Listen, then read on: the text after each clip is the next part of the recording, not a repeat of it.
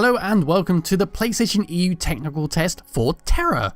Now this is all directly captured from the PlayStation 4, the very base PlayStation 4, so the actual resolution of this video is 720p and the frame rate is locked to 30. There's nothing I can do about that, but in game it's running at pretty damn close to 60 frames per second at all times, and the resolution does appear to be at a native 1080p. There were a few moments where it definitely looks like there could be a variable resolution, because there was some times when there was like a lag spike and then everything starts to fuzz up.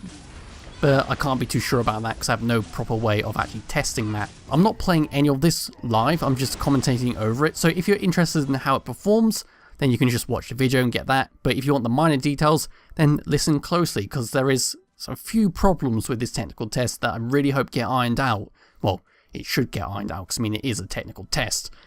So to start things off, we have a very slow interface menu, and this is only for like when you're starting and going to the server select screen. So it takes about, when I was like trying to select my server, there's only one currently, but it took about 10 seconds for it to register that I'm pressing X on the screen before it would actually put me into the server. There was also another problem of when the character select screen loads up, there's no characters on there because it's just like a fresh start for me. There was notable frame rate issues. It looked like it was running at around about 25 frames per second, and there was very noticeable screen tearing. But as we go into the character creation screen, there was some very odd things going on here. So when you load up a race, like you can select it up and down to select your race, there was a massive delay between it loading, about 10 to 15 seconds whenever you changed your race.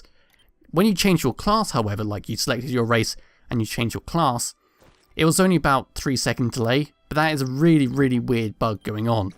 And also on the character select screen is there's a notable lack of physics on any clothing. Now I don't know if it's like it in game, because I chose an Ellen sorcerer just to see, well, I was actually going to plan to see if there's any censorship in this version, but the fashion store is not in the game yet, so I'm going to have to wait for that. But when you select a high elf sorcerer, her dress is just massively clipping through her legs. So the sorcerer's leg is coming straight down like that, but her clothes are going like that, like slicing through her legs. Like if the clothes were made of metal, she would have no legs. That's how bad it was. And there were a few other things, especially on some of the costume select for the Ellen in the screen, which was clipping through her legs massively. It seems to be quite a common theme currently, like the clothings all seem to clip through your legs. There's no flow or anything like that. Moving on to in-game, it stays relatively at 60 frames a second most of the time. There are quite a few times when you're around players, NPCs, enemies, where the frame rate does dip quite noticeably, but it does recover very quickly. There are also times where there's quite hard freezing up.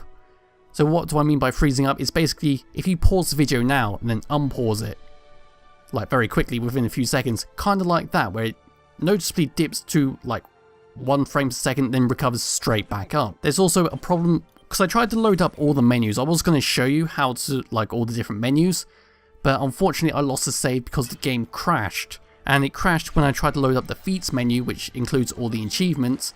It just failed to load properly, and it just crashed the entire PS4.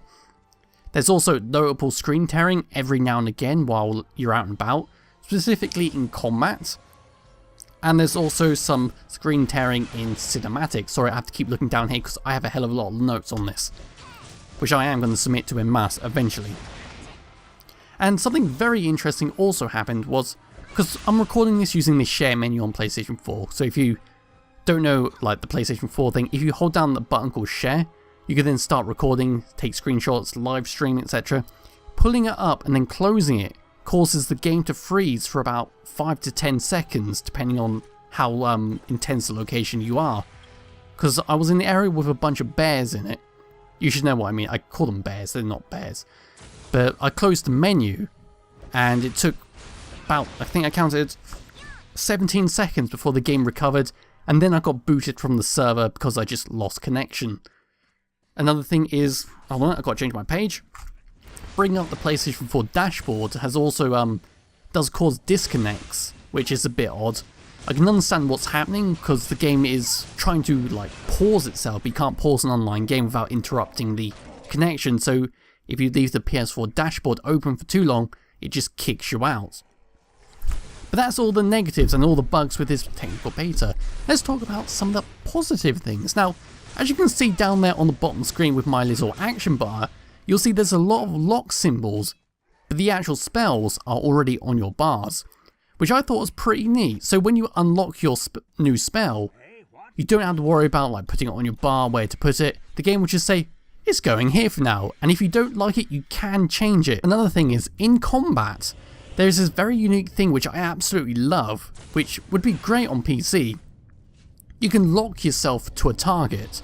There'll be a clip coming up, should be roughly around where this is, when I'm fighting the Argon Predator, where you can lock onto it, and then you can basically let go of the camera button and just move around, and you'll just keep circling around the boss, very much like an action RPG game, like Devil May Cry.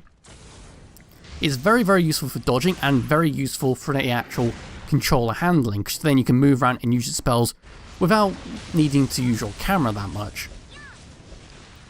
It is a bit fiddly, the combat, I will be honest.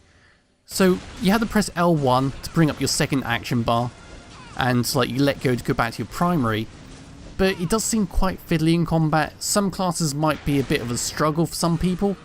I know on the Sorcerer it is a bit odd getting used to it, because you have to press L1 and then X to jump. Then if you let go, X becomes activate, where you can talk to NPCs on that. So it is a bit fiddly. You can customize everything, but it does seem very fiddly, but I suppose we get used to it really. But as for that, it seems relatively well. The overall graphics seem to be equivalent to that of High, and this is like on the base PS4, which is very impressive.